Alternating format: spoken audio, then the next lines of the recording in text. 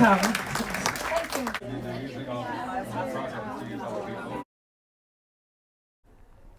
Hi Kamilla. Hi. Why are we here today? We are here to gather all the fantastic women of gastronomy, at least some of them, a very small part, to start the discussion of being better at supporting ourselves and getting together and networking, as men have been doing for hundreds and hundreds of years. Good morning, I'm Stine. I'm the director of the Copenhagen Cooking and Food Festival that Freja is a part of. More emotionally, I would say it's just plain wrong that the numbers we see, we have hanged some of the numbers along the walls, are so, I don't even know how to say it. Only 5% of the Michelin stars are awarded to women in the Nordic regions. That's much less than the US, Spain, or anywhere else. And we boast in the Nordic countries of being very equal, but not in this business somehow, and we need to figure out why.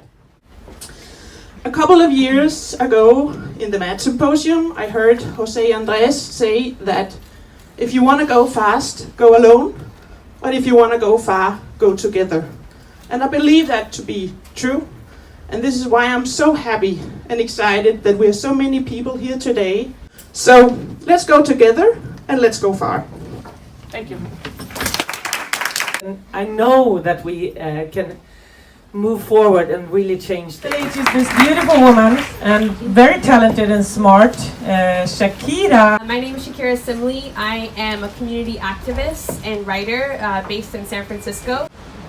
And we also decided that in order to, if we're thinking about a proverbial table, it was time to build a longer table and not a higher fence. Yeah, we gotta do that. However, if we're gonna build a longer table and be conscientious of who has a seat around it, we also have to be conscientious of the fact that a lot of the conversations when we're talking about gender equity talk about the glass ceiling, they never talk about the glass floor. And who are the women and the non-gender conforming people who are always on the glass floor? The gods of food meet the people who influence what and how you eat. So I think this is a very interesting picture from several perspectives, also from my interest in masculinity and the stories about the male chef, the male celebrity chef, how this person, this model has risen from being someone who just cooks to someone who is a political figure, and now also featuring on the front page of Time magazine, which used to be reserved for political figures, pop stars, economic wonder kids, and so on. But now we also have the chefs here, and here we even have 3 of them, and they are elevated to be gods. And I think that is very, very interesting, and a way of continuing certain myths about masculine superiority.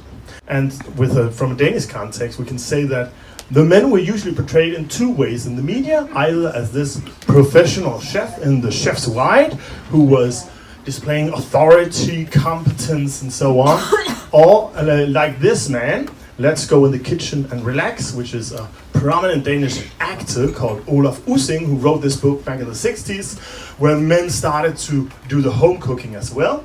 And this is, so we see him cooking, not everyday food, it's sophisticated French food, and he's smoking a cigar while cooking and having a glass of brandy. So this was really this kind of leisure activities.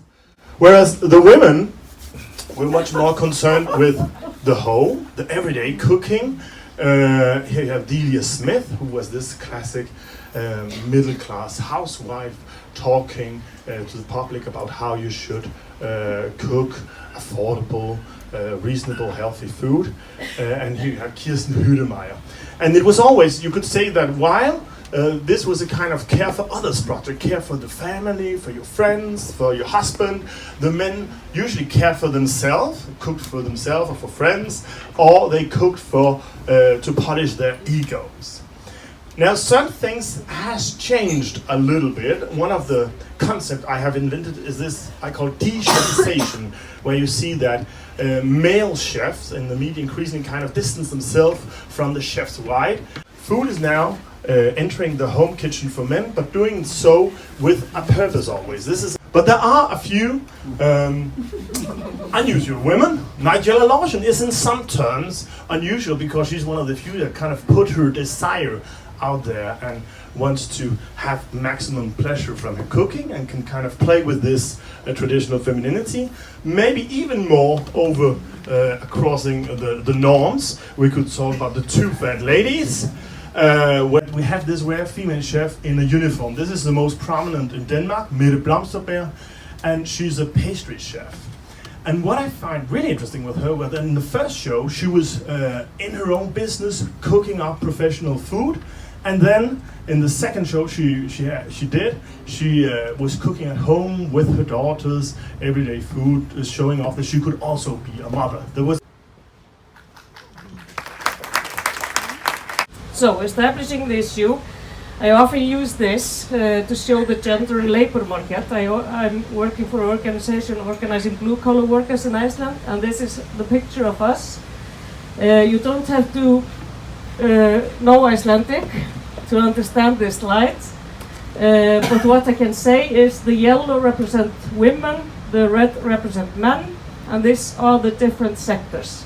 The line represents total wages.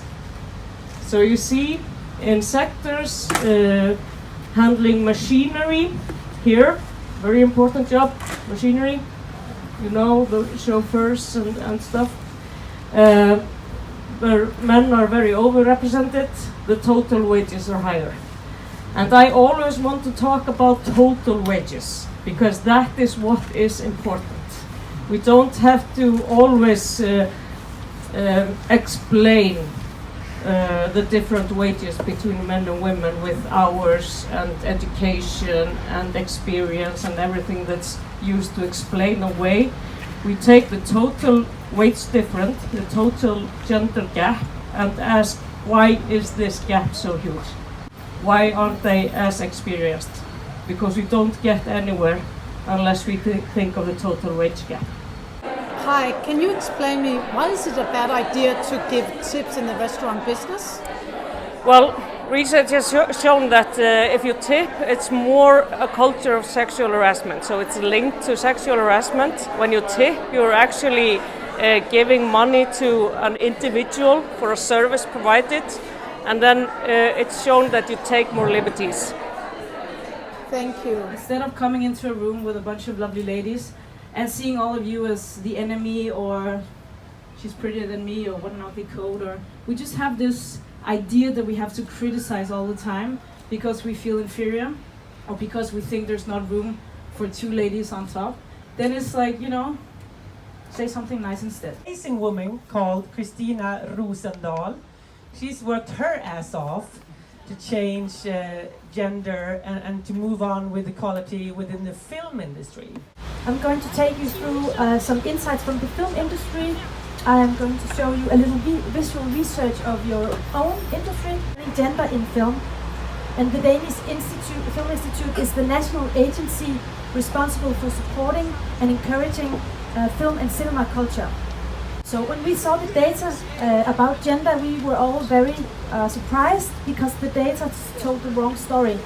Very poor gender diversity and underrepresentation of women on the screen and behind the camera. Okay, first I asked myself the question, what does it take for me as a woman to become a successful chef? And the method I used was this. I googled best chefs in the world and a huge amount of lists came up. I called my good friend from the film industry and asked her which one should I choose among the top 5 lists, and she pointed to this one called the 50 best chefs.com.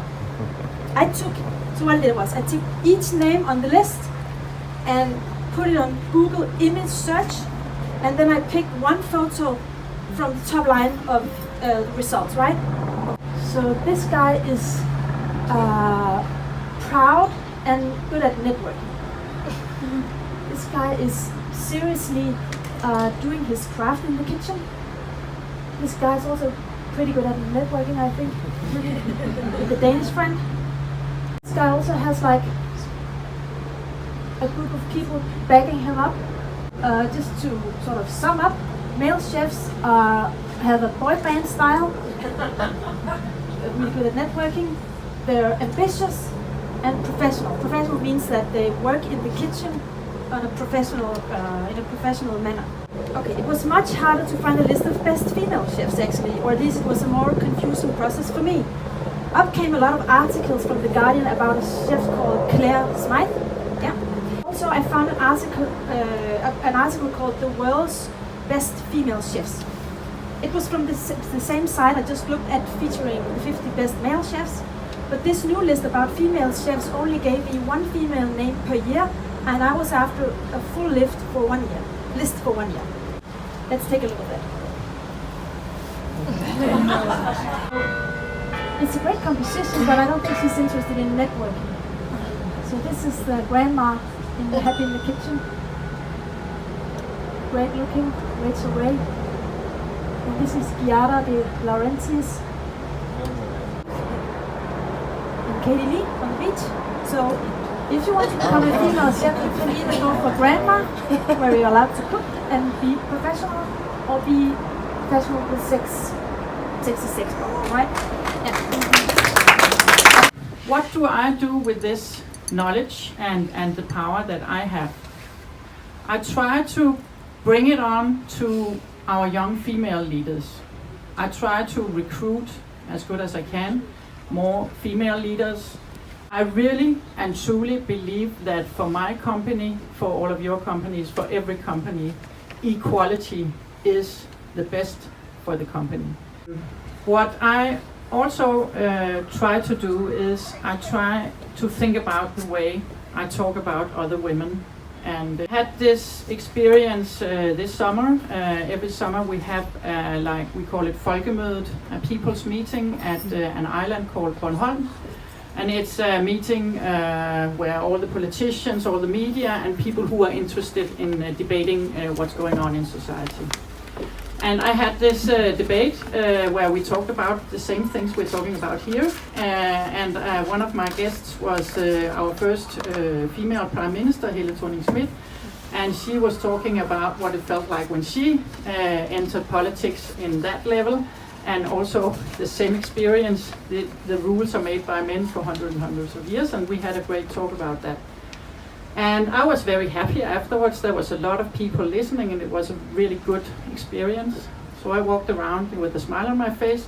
I met two women that I know from earlier and that I respect, two bright women. And they said, well, hey Karen, you look happy, what's happening? And I said, I had this debate, it was great. And they said, what happened to her face? And I was like, come on guys, are you not interested in what she was saying, what points she made? Or are you only interested in, did she have Botox or did she have a facelift, whatever? I'm more interested in what she said. And she started an amazing initiative. Something extraordinary happened. And all of the participants, not only the group that started, were female. The DJs, the chefs, the sommeliers, the bartenders and the dishwashers, everybody was a woman. So hi, Anette Rosvall, proud chairman or chairwoman of Stella, who just was awarded at the Freja Symposium in 2018, and we're looking forward to continue the work together with other groups. Pia, can you sum up the Freja Symposium? Yeah, the conclusion is that it's high time to empower females in the gastronomy. Why? Because that's how we make a better team.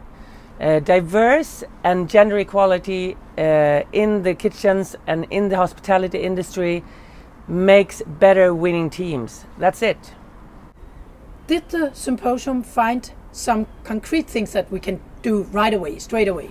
Yeah, first of all, we can start being mentors, the ones that are already in the industry, and second, focus on the strong and amazing women that are out there and show them. Don't focus on what's wrong, focus on what's strong.